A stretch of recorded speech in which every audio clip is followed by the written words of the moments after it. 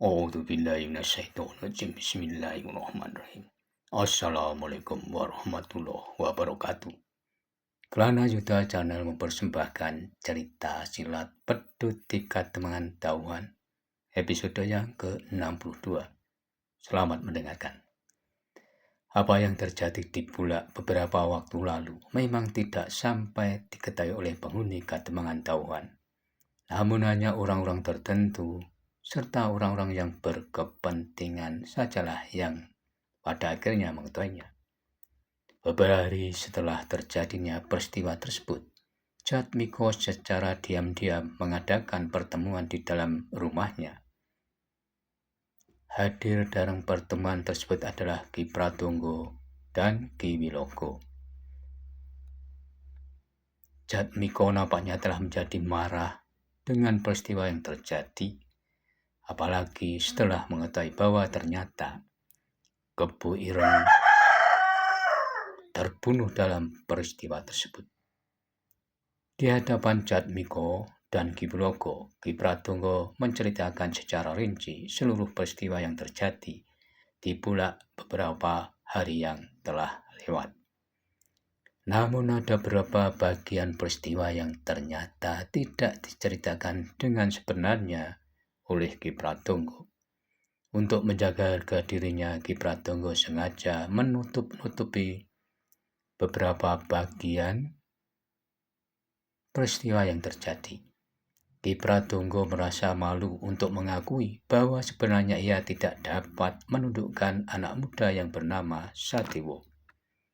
Terdengar Ki Pratonggo berkata, "Ketika itu, aku sebenarnya sudah mulai dapat mendesak anak muda yang bernama Sadewo tersebut. Namun tiba-tiba saja Kebo Ireng telah menampakkan dirinya sehingga seorang anak muda yang lain yang menyebut dirinya bernama Wiloso telah muncul pula di tempat itu, membawa persoalannya sendiri dengan Kebo Ireng," berkata Ki Pratonggo memberikan keterangannya.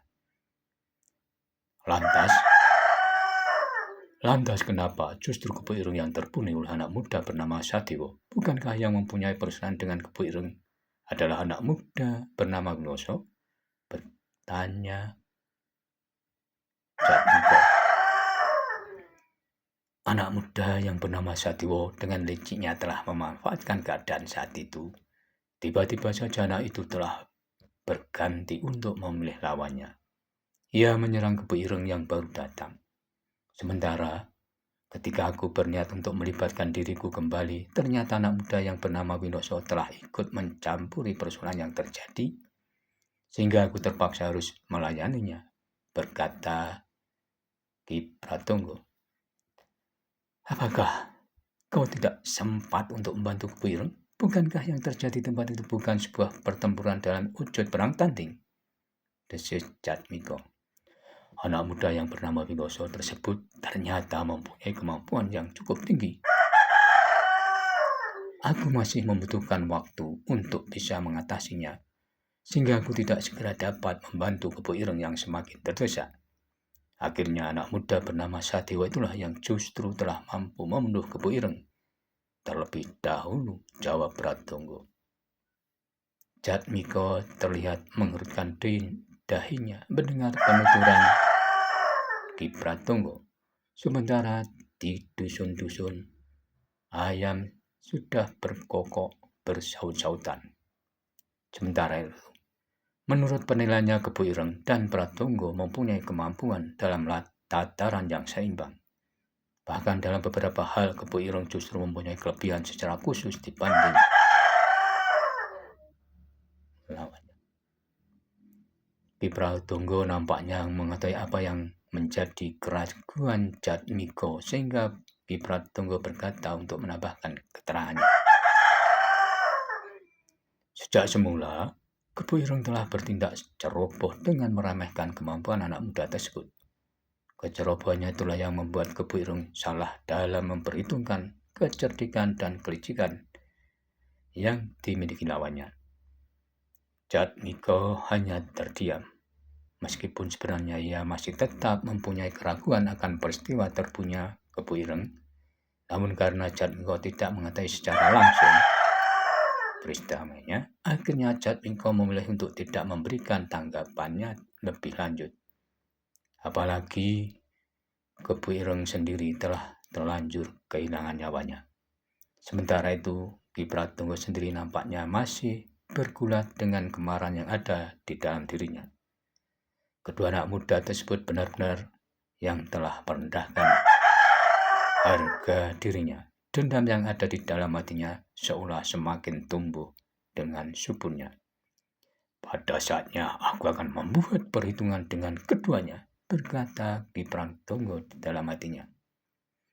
Beberapa saat kemudian terdengar Jatmiko berkata, apakah kau meyakini sepenuhnya bahwa sebenarnya kau tidak mengenal kedua anak muda tersebut? Demikianlah Raden, kedua anak muda yang mengaku bernama Sadewa dan Miloso tersebut memang belum aku kenal sebelumnya. Namanya pun aku baru kenal dan dengar di tempat itu. Menurut pengakuannya, anak muda yang bernama Sadewa itu berasal dari Jatianom, jawab Ki Pratunggo. Jatmiko terlihat termenung. Ia pernah melintas di batuan kecil yang disebut dengan Jatianom ketika ia sedang melakukan penjelajahan di sekitar alas Mentau. Namun ia memang tidak mempunyai pengenalan yang cukup dengan daerah yang letaknya tidak jauh dari Prambanan tersebut.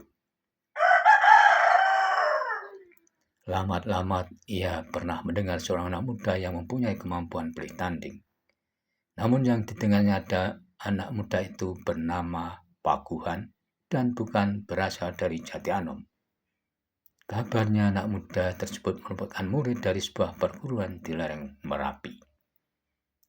Beberapa saat kemudian Milokulah yang memecahkan keheningan dengan berkatanya, lantas bagaimanakah pendapatmu dengan kemenakan Kiai Bauwiryo yang bernama Wirosono, termasuk juga dengan Kiai Bauwiryo sendiri?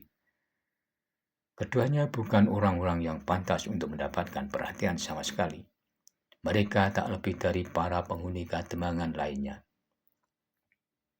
Bahkan anak muda yang bernama Wirosono itu sendiri merupakan gembala paling bodoh yang pernah aku temui.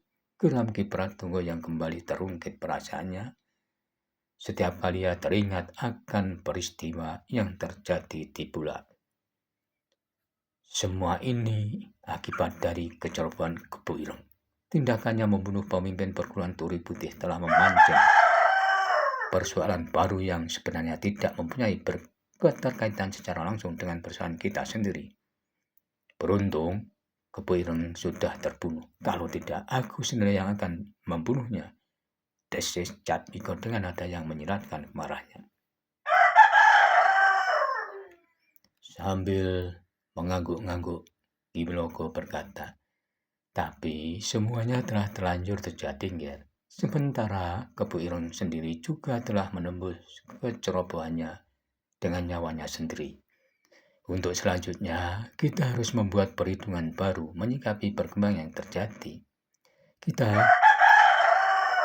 Kita harus mengambil satu langkah untuk memperkirakan berapa kemungkinan yang bisa saja muncul ke permukaan berkaitan dengan keberadaan kedua anak muda itu, berkata Ki Wilogo. Apakah menurut Paman, keduanya mengetahui apa sebenarnya terjadi kedatangan ini? Bertanya Jatmiko. Mungkin saja pada anak muda yang bernama Sadewa tersebut memang tidak sengaja melintas di tempat ini. Namun, bagaimana kalau pada akhirnya keduanya menanyakan beberapa perusahaan kepada kemenakan Kiai Bauwiryo? Jawab Ki Wilogo. Kalau kemenakannya Kiai Bauwiryo memang seseorang yang tidak pantas mendapat perhatian seperti yang dikatakan oleh Ki Pratunggo, aku meyakini bahwa anak itu tentu mempunyai keterangan yang cukup memadai untuk disampaikan kepada kedua anak muda tersebut, berkata Jatmiko. Aku pun sebenarnya mempunyai pemikiran seperti itu, Nger. Namun apa salahnya kalau kita memperhitungkan satu kemungkinan keduanya melibatkan diri terlalu jauh ke dalam persoalan ini, berkata Ki Wilogo. Kenapa kita tidak membunuh saja orang yang bernama Kiai Baurio dengan gembala bodoh tersebut? Berkata Ki Pratonggo memberikan pendapatnya. Untuk saat ini bukan sesuatu yang mendesak menyingkirkan keduanya. Justru akan terlibat berlebihan kalau kita membunuhnya. Bagaimanapun Ki Demang tentu tidak akan menyukainya kalau ada salah satu penghuni Kademangan terbunuh. Bukankah kita bisa melakukan secara diam-diam? Sela Ki Pratonggo. Bahkan seandainya kita melakukannya dengan diam-diam, tetap saja pada akhirnya Ki Demang akan mengetahui juga bahwa kitalah yang telah melakukannya. Ki Demang adalah seorang yang memiliki kemampuan untuk menilai keadaan atas sebuah peristiwa yang sebenarnya, jawab Ki Logo. Jadi, bagaimanakah selanjutnya sikap kita terhadap keberadaan kedua orang tersebut? Bertanya Ki Pratonggo kembali. Untuk sementara, kita lepaskan dulu persoalan yang berkaitan dengan keberadaan Kiai Baurio dan kemenakannya sambil menunggu perkembangan keadaan selanjutnya. Saat ini justru keberadaan kedua anak muda itulah yang harus mendapatkan perhatian, berkata Ki Logo. Maksud Paman? Bertanya Jatmiko. Berdasarkan dari apa yang telah diceritakan oleh Pratonggo, nampaknya kedua anak muda tersebut mempunyai ketajaman pemikiran dalam menilai suatu persoalan, jawab Ki Logo. Tetapi aku meyakin bahwa keduanya tidak memiliki pengetahuan yang berkaitan dengan apa sebenarnya terjadi di Kadmang ini, berkata Ki Pratonggo. Bukankah kau mengatakan bahwa anak muda yang bernama Wiloso tersebut telah mengikutimu sejak kau dan Kebo Ireng berada di tempat itu? Berkata Ki Logo. Demikianlah Ki Ajar, jawab Ki Pratonggo. Nah, itulah yang harus menjadi perhatian kita. Bagaimana seandainya anak itu justru telah membayangi Kebo Ireng jauh hari sebelum terjadinya peristiwa di Bulak? Kalau itu yang terjadi, tentu anak itu pun seringkali memasuki Kadungan mengikuti Kebo Ireng. Kenyataannya, seperti itulah yang memungkinkan anak itu mengetahui keadaan di Kademangan ini. Apakah itu berarti kita harus mencari keberadaan kedua anak muda itu, Paman? Bertanya Jatmiko. Kita tetap harus memperhitungkan kemungkinan keterlibatan keduanya, berkata Ki Logo menjawab pertanyaan Jatmiko. Lalu Ki Logo melanjutkan perkataannya yang ditujukan kepada Ki Pratonggo. Bawalah kedua adik Suguranu untuk melakukan pengamatan. Barangkali kedua anak muda tersebut berkeliaran di sekitar Kademangan Tawuhan. Aku meyakini kalau keduanya memang ingin melibatkan dirinya, tentu mereka akan berusaha mencari keterangan lebih lanjut tentang keadaan Kademangan Tawuhan. Mungkin mereka akan mempergunakan hutan yang ada di sekitar Kademangan untuk tempat persembunyiannya. Ki Pratonggo tersenyum di dalam hatinya mendengar perkataan dari Ki Logo. Bagi Ki Pratonggo, perintah dari Ki Logo merupakan kesepakatan bagi dirinya dan kesempatan untuk melakukan balas dendamnya kepada kedua anak muda tersebut. Sambil menganggukkan kepalanya, Ki Pratonggo berkata, "Baiklah Ki Ajar, aku akan memanggil kedua adik sepuruanku terlebih dahulu. Untuk selanjutnya, aku akan mulai melakukan pengamatan dan mencari keberadaan dari dua anak muda tersebut." Meskipun demikian, kata Ki Logo, kalian jangan sampai menampakkan diri di Kademangan ini. Keberadaan kalian terlanjur dikenali oleh beberapa orang Kademangan Tawuhan. Kalau memang diperlukan, kalian bisa merubah penampilan agar tidak mudah dikenali oleh penghuni Kademangan, berkata Ki Logo. Apakah tugasku hanya sekedar melakukan pengamatan? Bertanya Ki Pratonggo. Jatmiko yang menjawab pertanyaan Ki Pratonggo. Kalau menurut penilaianmu, keberadaan keduanya dapat mengganggu rencana kita. Kau dapat melakukan tindakan apapun terhadap mereka. Beberapa saat selanjutnya, ketiganya masih terdengar memperbincangkan beberapa persoalan yang berkaitan dengan perkembangan keadaan yang terkait dengan rencana mereka. Secara keseluruhannya, rencana yang digagas Jatmiko memang semakin matang sesuai yang diharapkannya. Meskipun ada beberapa permasalahan yang tidak dapat berjalan dengan semestinya, namun permasalahan tersebut tidak sampai menjadi hambatan yang dapat mengganggu seluruh tahapan yang telah direncanakan oleh Jatmiko dan Kiwiloko. Sebelum Jatmiko menutup pertemuan, terdengar Jatmiko berkata kepada Ki Pratonggo, "Sampaikan perintahku kepada Ki Lurah Labanggoro bahwa aku memerlukan seorang untuk menggantikan kedudukan Kepu Ireng." "Baiklah, Raden," jawab Ki Pratonggo sambil menganggukkan kepalanya. Demikianlah episode 62 Pedut Tiga Dengan Dawan. Dan nantikanlah episode selanjutnya. Namun, bila mana ada yang berkenan, subscribe, like, serta berkomentar, dipersilahkan. Terima kasih, sampai jumpa.